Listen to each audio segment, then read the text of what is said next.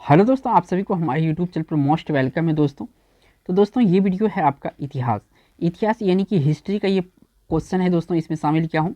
और ये जो पार्ट वाइज मैं करवा रहा हूँ और पार्ट वाइज का ये जो है 8वां पार्ट है। इससे पहले आप लोगों को जो है कि 7 पार्ट मिल चुका है, नहीं देखे हैं तो हमारे चैनल पर विजिट करके देख सकते हैं दोस्तों। और इसमें जो दोस्तों क्वेश्चन आंसर डिस्कस करेंगे, इसमें टोटल 25 आपका क्वेश्चन होगा और ये आपका MCQ बेस्ड क्वेश्चन होगा। और ऐसे क्वेश्चन है कि एग्जाम में यहाँ से बार बार क्वेश्चन पूछा जा रहा है, ठीक है, आगे भी पूछा जाएगा दोस्तों, ठीक है। ज़्यादा लेट नहीं करेंगे, चलेंगे पहला क्वेश्चन पर। 176 नंबर से स्टार्ट होगा। ये क्वेश्चन पूछा गया है कि वर्ष 1947 के बाद निम्न में से किस राज्य को भारत संघ में सैनिक कार्रवाई द्वारा बलपूर्वक मिलाया गया था। तो 1947 के जस्ट बाद ये घटना हुआ था, किसे बलपूर्वक मिलाया गया था, तो हैदराबाद को मिलाया गया था। किसको मिलाया गया था? हैदराबाद को। बी ऑप्शन यहाँ पे करेक्ट है। बढ़ते हैं अगला क्वेश्चन पर। तो अगला क्वेश्चन ये था दोस्तों, और 177 नंबर का क्वेश्चन है। पूछा गया निम्नलिखित में से किस एक ने वर्ष 1916 में लखनऊ में आयोजित भारतीय राष्ट्रीय कांग्रेस का अधिवेशन की अध्यक्षता की थी। तो 1916 जो अधिवेशन है काफ़ी महत्वपूर्ण है, क्योंकि इसमें इसका अध्यक्षता किया था अंबिका चंद मजूमदार जी। कौन किया था? अंबिका चंद मजूमदार जी। एनी बेसेंट जो था एक कलकत्ता अधिवेशन में भाग लिया था, इसकी अध्यक्षता किया था 1917 में। ये खास इसलिए है दोस्तों कि प्रथम महिला थी ये कांग्रेस की अध्यक्ष बनने वाले, ठीक है, तो याद रखिएगा इनको भी, ठीक है। बढ़ते हैं अगला क्वेश्चन पर। तो अगला क्वेश्चन ये रहा आपका 178 नंबर का क्वेश्चन है। पूछा जा रहा है कि निम्नलिखित में से कौन सा राजा प्राय जनता के संपर्क में रहता था। तो आप सभी को पता होगा दोस्तों ये आंसर, ये अशोक सम्राट ऐसे थे कि इन्होंने जनता के संपर्क में हमेशा बनाए रखते थे। बी ऑप्शन यहाँ पे सही है। बढ़ते हैं अगला क्वेश्चन पर। तो अगला क्वेश्चन ये रहा 179 नंबर का क्वेश्चन है। कपास का उत्पादन सर्वप्रथम सिंधु क्षेत्र में हुआ। इसे ग्रीक या यूनान के लोगों ने किस नाम से पुकारा था? इसे सिंडन के नाम से पुकारा था। किस नाम से? सिंडन के नाम से पुकारा था। यहाँ पे आपका बी ऑप्शन करेक्ट हो जाएगा। बढ़ते हैं अगला क्वेश्चन पर। तो अगला क्वेश्चन ये रहा आपका 180 नंबर का। यहाँ पे जो पूछा गया है कि राजस्थान के किसान आंदोलन में सबसे लंबे समय तक चलने वाला आंदोलन कौन सा था। ये जितने भी आंदोलन है ना, सब आपका राजस्थान से संबंधित है। यहाँ पे जो बिजोलिया आंदोलन है, बिजोलिया आंदोलन, ये सबसे अधिक चला था, ठीक है, किसान आंदोलन में से, यानी डी ऑप्शन यहाँ पे करेक्ट होगा। बढ़ते हैं अगला क्वेश्चन पर। तो अगला क्वेश्चन ये रहा, और यहाँ पे जो पूछा गया है कि निम्न में से किसने विवेकानंद को आधुनिक राष्ट्रीय आंदोलन का आध्यात्मिक पिता की संज्ञा दिया था। तो ऐसा कहा था, किसने कहा था? ये कहा था दोस्तों सुभाष चंद्र बोस जी ने। सुभाष चंद्र बोस जी ने विवेकानंद को आधुनिक राष्ट्रीय आंदोलन का आध्यात्मिक पिता कहा था। तो इस क्वेश्चन का यहाँ से ए ऑप्शन करेक्ट हो जाएगा।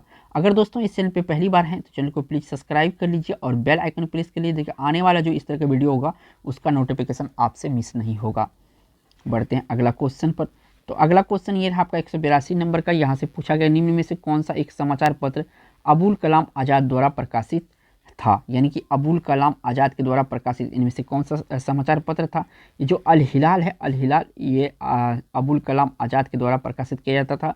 इस क्वेश्चन का राइट आंसर यहाँ से ए ऑप्शन करेक्ट हो जाएगा। बढ़ते हैं अगला क्वेश्चन पर। तो अगला क्वेश्चन ये रहा 183 नंबर का, काफ़ी महत्वपूर्ण है, अशोक से संबंधित क्वेश्चन है। अशोक ने 261 ईस्वी में कलिंग को जीतने के बाद क्या किया था। पहले तो याद रखना है कि जो कलिंग का विजय प्राप्त किया था ये ईस्वी कौन सा था, तो 261 ईस्वी था, एग्जाम में पूछा जाता है। उसके बाद यहाँ पे जो क्वेश्चन पूछा गया कलिंग को जीतने के बाद इन्होंने क्या किया था, तो देखिए यहाँ पे भारी रक्तपात हुआ, जिसके कारण से बहुत सारे स्त्री को जो कि यहाँ पे मार दिया गया था, बच्चों को भी मार दिया गया था। इस कारण से यहाँ पे भारी रक्तपात को देखकर युद्ध की नीति सदा के लिए त्याग दिया था। कौन? अशोक। अशोक के बारे में एक बात और याद रखना है, इन्होंने जो है कि बौद्ध धर्म को अपनाया था। कौन सा? बौद्ध धर्म। चंद्रगुप्त मौर्य जो है दोस्तों, चंद्रगुप्त मौर्य के बारे में पूछा जाएगा तो ये जो है कि जैन धर्म को अपनाया था। याद रखिएगा दोनों एक ही वंश के शासक है लेकिन धर्म अलग अलग थे, ठीक है। अशोक बौद्ध धर्म को अपनाया था और जो चंद्रगुप्त मौर्य है ये जैन धर्म को अपनाया था। बढ़ते हैं अगला क्वेश्चन पर। तो अगला क्वेश्चन ये रहा, और यहाँ पे जो पूछा गया है कि कौटिल्य द्वारा रचित अर्थशास्त्र कितने अधिकरण में विभाजित है। तो अर्थशास्त्र जो कौटिल्य के द्वारा लिखा गया है, इसमें विष्णुगुप्त भी कहा जाता है, कौटिल्य को चाणक्य भी कहा जाता है, ये नामों से ये पुकारा जाता है, ठीक है, याद रखिएगा। तो इसे 15 जो है 15 अधिकरण में विभाजित था, यानी कि इस क्वेश्चन का राइट आंसर यहाँ से डी ऑप्शन सही हो जाएगा। बढ़ते हैं अगला क्वेश्चन पर। तो अगला क्वेश्चन ये रहा 185 नंबर का। यहाँ से पूछा गया है कि विदेशी राज्य चाहे जितना ही अच्छा क्यों न हो, स्वदेशी राज्य की तुलना में कभी अच्छा नहीं हो सकता है। निम्न में से यह कथन किसका है?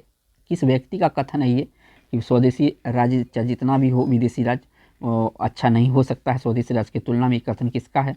तो ये कथन जो है ये कथन है आपका दयानंद सरस्वती जी का। किसका है? दयानंद सरस्वती। दयानंद सरस्वती के बारे में याद रखिएगा, इन्होंने जो है आर्य समाज की स्थापना किया था। कौन सा समाज? आर्य समाज का, ठीक है।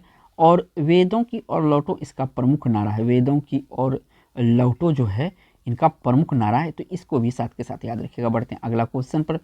तो अगला क्वेश्चन ये रहा दोस्तों, इसमें पूछा गया है आपसे, युवा बंगाल आंदोलन के नेता कौन थे? तो युवा बंगाल आंदोलन के नेता जैसे हेनरी विवियन डेरोजी थे। कौन थे? हेनरी विवियन डेरोजी जो थे, इन्होंने युवा बंगाल आंदोलन के ये प्रमुख नेता थे, इनकी मेन था ये। तो सी ऑप्शन यहाँ पे सही हो जाएगा। बढ़ते हैं अगला क्वेश्चन पर। तो अगला क्वेश्चन ये रहा 187 नंबर का, कि बक्सर का युद्ध 1764 में अंग्रेजी सेना का नेतृत्व करने वाला निम्न में से कौन था? एक तो याद रखिएगा दोस्तों, जो बक्सर का युद्ध हुआ था 1764 में हुआ था, ठीक है। अब यहाँ पे जो अंग्रेज का नेतृत्व किया था रॉबर्ट क्लाइव किया था। किसने किया था? रॉबर्ट क्लाइव के द्वारा किया गया था, ठीक है। यहाँ पे ऑप्शन कौन सा सही हो जाएगा 187 का? तो यहाँ पे आपका रॉबर्ट क्लाइव, ये ऑप्शन यहाँ पे करेक्ट होगा। बढ़ते हैं अगला क्वेश्चन पर। अगला क्वेश्चन जो यहाँ से पूछा गया है दोस्तों, अशोक के अधिकांश अभिलेख किस भाषा व लिपि में लिखी गई है? काफ़ी महत्वपूर्ण क्वेश्चन है ये, ठीक है। अशोक के जो अधिकांश अभिलेख है और किस भाषा व लिपि में है, यहाँ पे पूछा गया है। तो ये जो है अधिकांश जो है पाली जो है कि भाषा है, और लिपि ब्राह्मी है। कौन सा लिपि है? ब्राह्मी है। सी ऑप्शन है। जेम्स जो है प्रिंसेप जो है सबसे पहले अशोक का जो शिलालेख को पढ़ा था, ठीक है, याद रखिएगा। बढ़ते हैं अगला क्वेश्चन पर। तो अगला क्वेश्चन ये था दोस्तों 189 का क्वेश्चन है। पूछा गया कि निम्न में से किस स्थान से अशोक के द्विभाषाई ग्रीक और अरमाइक अभिलेख प्राप्त हुआ? यानी दो भाषा था, एक ग्रीक था एक अरमाइक था। तो कौन सा जगह से ये प्राप्त हुआ है? तो ये प्राप्त हुआ है दोस्तों सार-ए-कूना या कंधार। सार-ए-कूना या कंधार जो अभिलेख है, यहाँ से दो भाषा प्राप्त हुआ अशोक के बारे में, एक तो ग्रीक और एक अरमाइक। तो यहाँ से आपका ए ऑप्शन क्वेश्चन का राइट आंसर हो जाएगा। बढ़ते हैं अगला क्वेश्चन पर। तो अगला क्वेश्चन ये रहा 190 नंबर का। यहाँ से पूछा गया है कि समूची प्रजाति का नपुंसक हो जाने का खतरा उठाने के मुकाबले में हिंसा को 1000 गुना बेहतर समझता हूँ, यह कथन निम्न में से किस महापुरुष का है? समूची प्रजाति का नपुंसक हो जाने का खतरा उठाने के मुकाबले में मैं हिंसा को 1000 गुना बेहतर समझता हूँ, यह कथन निम्न में से किसका है? काफ़ी महत्वपूर्ण कथन है। तो ये महात्मा गांधी का कथन है। किसका है? महात्मा गांधी का कथन है। तो ये क्वेश्चन काफ़ी इंपॉर्टेंट हो जाता है, याद रखिएगा, MK गांधी जी इन कथन का कहा था। बढ़ते हैं अगला क्वेश्चन पर। तो अगला क्वेश्चन यहाँ पे बहुत महत्वपूर्ण है कि थियोसोफिकल सोसाइटी ने भारत में कब और कहाँ अपना मुख्य कार्यालय स्थापित किया? तो यानी कि हेडक्वार्टर स्थापित किया था, ठीक है। तो ये 1882 में किया था, अडियार में किया गया था। अडियार कहाँ पे पड़ता है दोस्तों? तो ये आपका केरल राज्य में पड़ता है। कहाँ पे? केरल राज्य में पड़ता है। बढ़ते हैं अगला क्वेश्चन पर। तो अगला क्वेश्चन ये रहा आपका 192 नंबर का क्वेश्चन है कि बंगाल का द्वैत शासन कब तक चला था? बंगाल का जो द्वैत शासन है कब से कब तक चला था? तो 1765 से लेकर 1772 तक चला था। कब चला था? 1765 से लेकर 1772 चला गया। कभी कभी ये पूछा जाता है कितने समय तक रहा था, तो ये भी देख लीजिए घटा के, यहाँ पे 7 और यहाँ पे आपका 0, एंड टोटल जो चला था ये 7 साल चला था, ठीक है। कितना चला था? 7 साल चला था, याद रखना है आपको। बंगाल में द्वैत शासन कितना चला था? 7 साल चला था, 72 से 1772 से 1765 तक। सी ऑप्शन सही है। बढ़ते हैं अगला क्वेश्चन पर। अगला क्वेश्चन यहाँ पे काफ़ी महत्वपूर्ण है, चंद्रगुप्त मौर्य से क्वेश्चन है। किस ग्रंथ में चंद्रगुप्त मौर्य के लिए ब्रिसल यानी कि निम्न कुल का शब्द प्रयोग किया गया था? किस ग्रंथ में? किस ग्रंथ में? तो ये मुद्रा राक्षस जो है, इसमें इनको क्या कहा गया था? नीच जाति के हैं, यानी ब्रिसल हैं, या निम्न जाति के हैं। तो सी ऑप्शन यहाँ पे करेक्ट हो जाएगा। बढ़ते हैं अगला क्वेश्चन पर। तो अगला क्वेश्चन ये रहा आपका 194 नंबर का। यहाँ पे पूछा गया है कि अशोक के समय मौर्य राजतंत्र के बारे में सही विशेषण क्या है? तो देखिए जो था पैतृक और निरंकुशवाद जो राजतंत्र था, क्या था? पैतृक और निरंकुशवाद राजतंत्र था, यानी कि यहाँ पे बी ऑप्शन क्वेश्चन का राइट आंसर होगा 194 का। बढ़ते हैं अगला क्वेश्चन पर। तो अगला क्वेश्चन ये रहा, काफ़ी महत्वपूर्ण क्वेश्चन है, क्वेश्चन थोड़ा बड़ा है। यातना भी एक निश्चित सीमा होती है। यातना बुद्धिमत्ता भी हो सकती है और मूर्खता भी।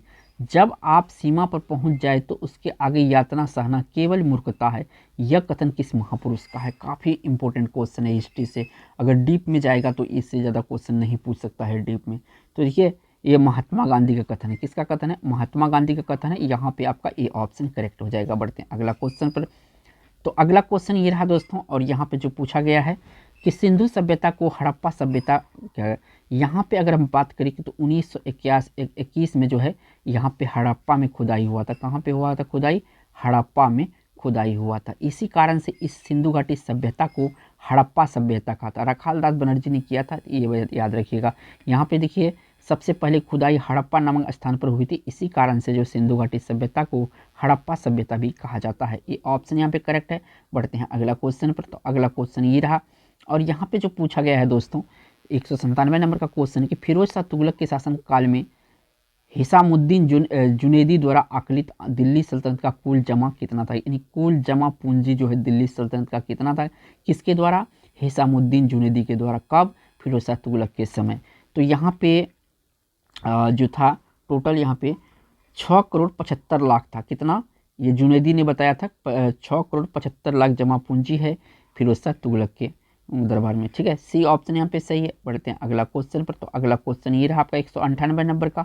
यहाँ पे जो पूछा गया है 198 में कि वर्ष 1939 में कांग्रेस छोड़ने के पश्चात सुभाष चंद्र बोस ने किस दल की स्थापना किया था? तो फॉरवर्ड ब्लॉक का स्थापना किया गया था। यहाँ पे आज़ाद हिंद फौज जो है इनका भी गठन जो है 1942 में किया गया था। ये भी आपका सुभाष चंद्र बोस जी के द्वारा किया गया था, याद रखिएगा इनके बारे में। ठीक है ना, लेकिन यहाँ जो आंसर होगा फॉरवर्ड ब्लॉक होगा।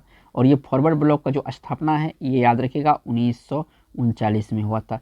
त्रिपुरी का इन्होंने जो कांग्रेस का त्रिपुरी अधिवेशन हुआ था इनका इन्होंने अध्यक्षता किया था। कौन? सुभाष चंद्र बोस जी ने। बढ़ते हैं अगला क्वेश्चन पर। तो अगला क्वेश्चन ये रहा 199 नंबर का क्वेश्चन है। यहाँ पे पूछा है कि हड़प्पाकालीन सभ्यता का सर्वाधिक घनी आबादी वाले 2 नगर निम्न में से कौन थे? हड़प्पाकालीन सभ्यता के सर्वाधिक घनी आबादी वाले 2 नगर कौन थे? तो पहला आता है मोहनजोदड़ो, दूसरा आता है हड़प्पा। कौन? मोहनजोदड़ो और हड़प्पा यहाँ पे सबसे घनी आबादी था। ठीक है, यहाँ पे ए ऑप्शन में। बढ़ते हैं अगला क्वेश्चन में, और इस वीडियो का लास्ट क्वेश्चन भी होगा।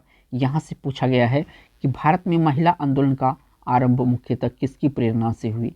भारत में महिला आंदोलन का प्रारंभ जो मुख्यतः किसकी प्रेरणा से हुई? तो ये जो रामाबाई रानाडे है इसी की प्रयास से महिला आंदोलन आरंभ हुई थी। सी ऑप्शन सही है। अगर इस चैनल पे पहली बार आए हैं तो चैनल को सब्सक्राइब जरूर कीजिएगा और साथ के साथ बेल आइकन प्रेस कर लीजिएगा ताकि आने वाला जो है इस तरह के एग्जाम से संबंधित वीडियो आपको मिलते रहे। थैंक्स फॉर वॉचिंग दोस्तों।